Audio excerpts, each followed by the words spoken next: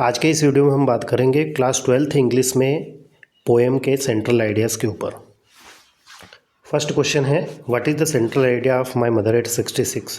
My mother at 66 का central idea क्या है? It portrays the different stages of life. कविता में जीवन की अलग अलग स्टेजेस को बताया गया है।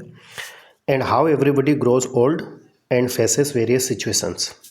कैसे कोई बड़ा होता है और बूढ़ा होता है और सिचुएशंस को फेस करता है, उनका सामना करता है। दैट लाइफ थ्रोज देम, और वे सिचुएशन जो लाइफ हमें देती है, हमारी ओर फेंकती है। Hence this is the central theme of the poem my mother at 66। यही माई मदर एट 66 का सेंट्रल आइडिया है, यह उसकी थीम है। The dead and blood face of her mother tormented her heart. अपनी माँ का dead and blood, that means हम कह सकते हैं कि pale and corpse like face, जो उसकी माँ का डेड बॉडी की तरह दिखने वाला चेहरा है, वह कवित्री के हार्ट को टोरमेंटेड करता है। टोरमेंटेड का अर्थ होता है किसी व्यक्ति को मानसिक या शारीरिक रूप से पीड़ा पहुँचाना, तो उसको पीड़ा पहुँचती है। क्वेश्चन नंबर 2 है, what is the central idea of poem keeping quiet. Keeping quiet का सेंट्रल आइडिया क्या है? The central theme of the poem is universal brotherhood, unity and peace.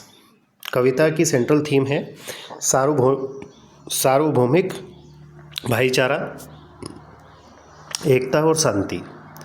कविता में यूनिवर्सल ब्रदरहुड को बताया गया है, एकता और पीस को बताया गया है। The poet said that introspection help us to know about the weakness and strength. कवि कहता है कि आत्ममंथन हमें मदद करता है हमारी कमजोरियां और हमारे ताकत को पहचानने में। इंट्रोस्पेक्ट का अर्थ होता है आत्ममंथन करना। क्वेश्चन नंबर 3 है, what is the central idea of road side stand. Road side stand का सेंट्रल आइडिया क्या है?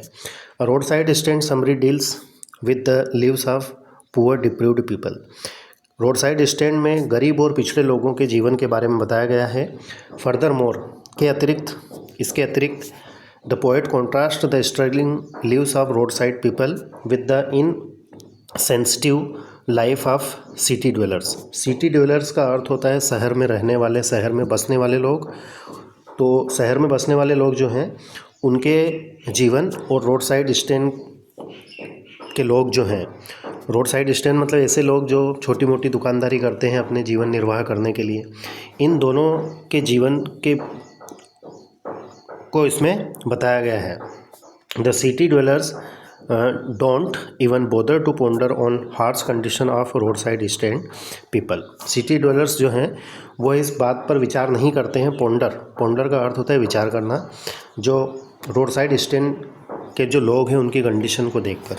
ठीक है ना, कविता आपने पढ़ी होगी तो उसमें अच्छे से बताया गया है कि जो सिटी ड्वेलर्स होते हैं, जो अमीर लोग होते हैं, वो चमचमाती कारों से निकल जाते हैं, लेकिन उनकी रोड साइड स्टैंड तरफ देखते नहीं हैं, रुकते नहीं, कोई सामान खरीदते नहीं हैं। क्वेश्चन नंबर 4 है, what is central idea of a thing of beauty.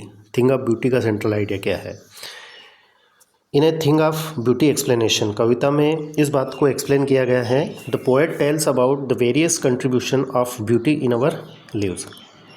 कवि कहता है कि हमारे जीवन में या हमारे आसपास जितनी भी सुंदर चीज़ें हैं, उनका हमारे जीवन में क्या योगदान है, अलग अलग तरह से योगदान है। And how we can find beauty in mundane things around अस।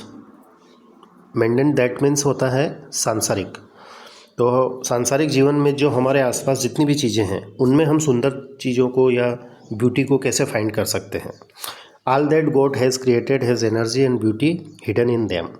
ईश्वर ने जिन चीज़ों को बनाया है, जिसमें एनर्जी दी है, सुंदर बनाया है, जो कि छिपी हुई है, तो हम उनको कैसे फाइंड आउट कर सकते हैं। क्वेश्चन नंबर 5 है, what is the central idea of the poem aunt Jennifer's tiger. Aunt Jennifer's tiger का सेंट्रल आइडिया क्या है? आंट जेनिफर्स टाइगर पोएम हमने पढ़ी हुई है, जिसमें वैवाहिक महिलाओं के जीवन के बारे में बताया गया है। तो aunt Jennifer's tiger symbolise her yearning for freedom and strength. Aunt Jennifer's tiger को सांकेतिक बताया है, जिसमें वह अपनी आज़ादी और ताकत, स्ट्रेंथ के लिए यर्निंग करती हैं। यर्निंग दैट मीन्स तड़पना, तरसना। The contrast between vibrant powerful tigers, vibrant का अर्थ होता है कांपने वाले, और जो पावरफुल टाइगर हैं उनको भी यहाँ पर मजबूर बताया गया है। उछल कूद तो करते हैं लेकिन वो क्या रहते हैं, वाइब्रेंट रहते हैं।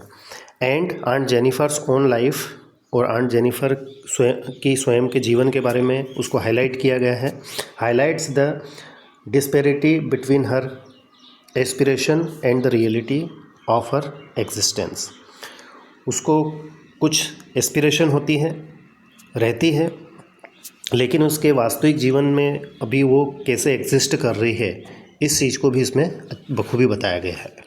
तो ठीक है दोस्तों, thank you very much for watching, take care.